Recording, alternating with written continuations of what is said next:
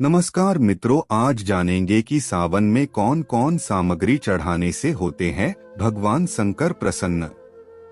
भगवान शिव तुरंत और तत्काल प्रसन्न होने वाले देवता हैं।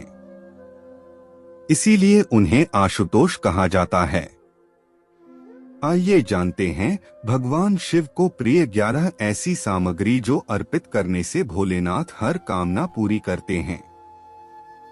यह 11 सामग्री हैं: जल, बिल्वपत्र, आंकड़ा, धतूरा, भांग, कर्पूर, दूध, चावल, चंदन, भस्म, रुद्राक्ष। जल शिव पुराण में कहा गया है कि भगवान शिव ही स्वयं जल हैं। शिव पर जल चढ़ाने का महत्व भी समुद्र मंथन की कथा से जुड़ा है। अग्नि के समान विष पीने के बाद शिव का कंठ एकदम नीला पड़ गया था। विष की उष्णता को शांत करके शिव को शीतलता प्रदान करने के लिए समस्त देवी देवताओं ने उन्हें जल अर्पित किया। इसलिए शिव पूजा में जल का विशेष महत्व है। बिल्वपत्र भगवान के 3 नेत्रों का प्रतीक है। बिल्वपत्र 3 पत्तियों वाला बिल्वपत्र शिव जी को अत्यंत प्रिय है। प्रभु आशुतोष के पूजन में अभिषेक व बिल्वपत्र का प्रथम स्थान है। ऋषियों ने कहा है कि बिल्वपत्र भोले भंडारी को चढ़ाना एवं 1 करोड़ कन्याओं के कन्यादान का फल एक समान है। भगवान के 3 नेत्रों का प्रतीक है बिल्वपत्र। आंकड़ा शास्त्रों के मुताबिक शिव पूजा में 1 आंकड़े का फूल चढ़ाना सोने के दान के बराबर फल देता है। धतूरा भगवान शिव को धतूरा भी अत्यंत प्रिय है।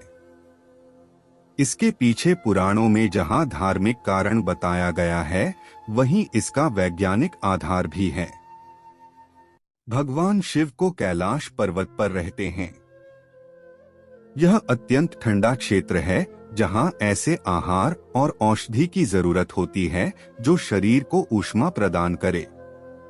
वैज्ञानिक दृष्टि से धतूरा सीमित मात्रा में लिया जाए तो औषधि का काम करता है और शरीर को अंदर से गर्म रखता है, जबकि धार्मिक दृष्टि से इसका कारण देवी भागवत पुराण में बताया गया है।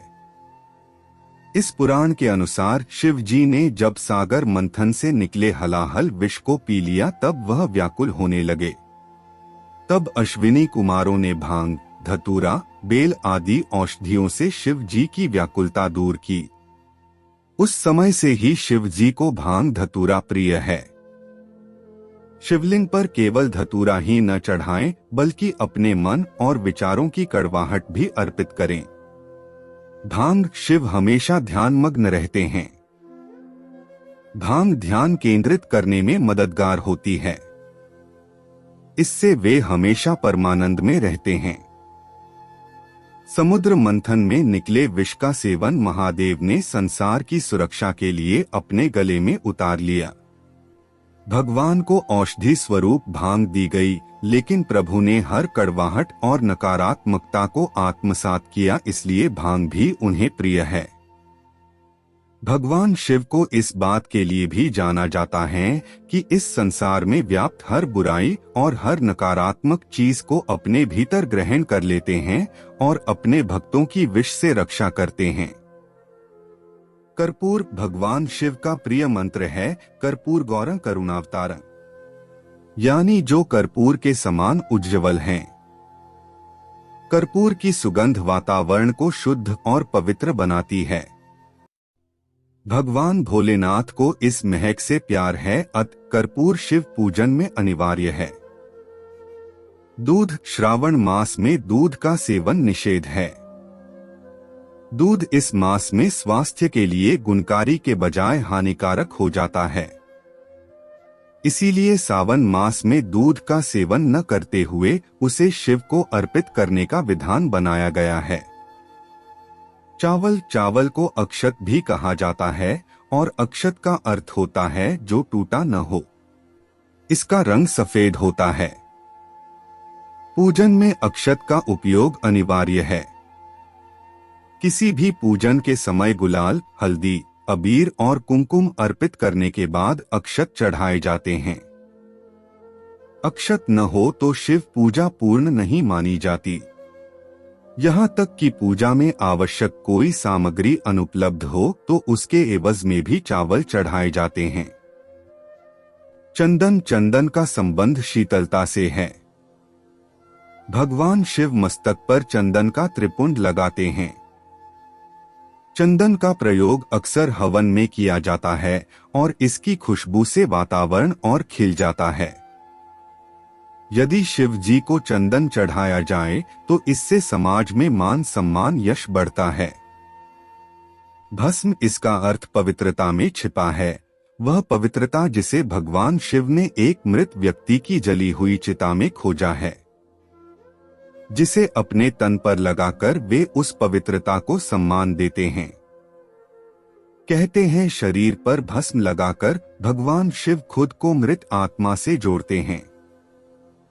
उनके अनुसार मरने के बाद मृत व्यक्ति को जलाने के पश्चात बची हुई राख में उसके जीवन का कोई कण शेष नहीं रहता। ना उसके दुख, ना सुख, ना कोई बुराई और ना ही उसकी कोई अच्छाई बचती है। इसलिए वह राख पवित्र है, उसमें किसी प्रकार का गुण अवगुण नहीं है। ऐसी राख को भगवान शिव अपने तन पर लगाकर सम्मानित करते हैं। एक कथा यह भी है कि पत्नी सती ने जब स्वयं को अग्नि के हवाले कर दिया तो क्रोधित शिव ने उनकी भस्म को अपनी पत्नी की आखिरी निशानी मानते हुए तन पर लगा लिया, ताकि सती भस्म के कणों के जरिए हमेशा उनके साथ ही रहे। रुद्राक्ष, भगवान शिव ने रुद्राक्ष उत्पत्ति की कथा पार्वती जी से कही है। एक समय भगवान शिवजी ने 1000 वर्ष तक समाधि लगाई। समाधि पूर्ण होने पर जब उनका मन बाहरी जगत में आया, तब जगत के कल्याण की कामना वाले महादेव ने अपनी आंख बंद की। तभी उनके नेत्र से जल के बिंदु पृथ्वी पर गिरे। उन्हीं से रुद्राक्ष के वृक्ष उत्पन्न हुए और वे शिव की इच्छा से भक्तों के हित के लिए समग्र देश में फैल गए। उन वृक्षों पर जो फल लगे वे ही रुद्राक्ष हैं। तो मित्रों, अगर मेरी जानकारी आप लोग को अच्छी लगी हो तो कमेंट करके जरूर बताएं, और अगर मेरे चैनल पर नए हैं तो सब्सक्राइब जरूर कर ले। धन्यवाद।